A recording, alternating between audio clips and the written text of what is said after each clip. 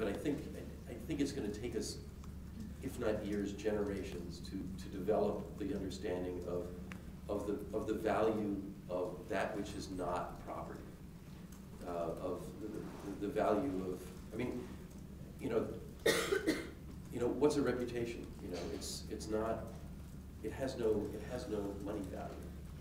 This is a bit of a digression, but this is all digression, I guess, anyway. So,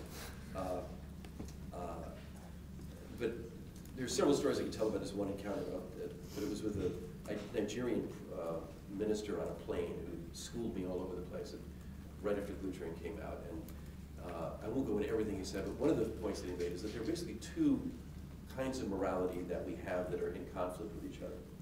And one is the morality of exchange. It says, you give me something, I owe you a favor. It's moral bookkeeping. The scales of justice, okay, they're all about moral bookkeeping. You pay for your crimes, right?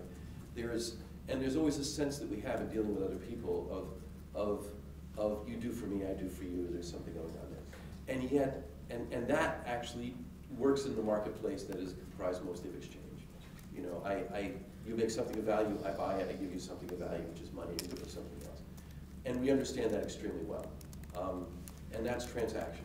But there's another morality that has to do with relationship. And it's priceless. You don't put a price on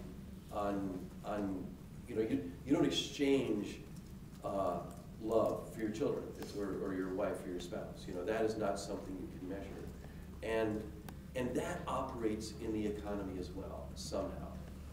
There is in a lot of what Google's doing, and for that matter, Apple's doing, or any creative company, that is gift culture, that is giving without knowing exactly what's going to come out of it, other than if I give this to the world, good things will happen out there, and I will have a better relationship with the people there. But I'm looking for the relationship, not for the exchange here. And I think the point this guy made was that both of these things, both of these moralities, the morality of generosity and the morality of exchange, the morality of sacrifice. Even in Christian theology, Jesus died for your sins. That's exchange. Jesus made the ultimate sacrifice. It's not exchange. That's pure relationship. And both are operating at the same time. And both, as this guy pointed out, go back to Mosaic law. They go back as far as at the beginnings of almost every religious and moral tradition. And yet we're still not wrapping our heads around it today.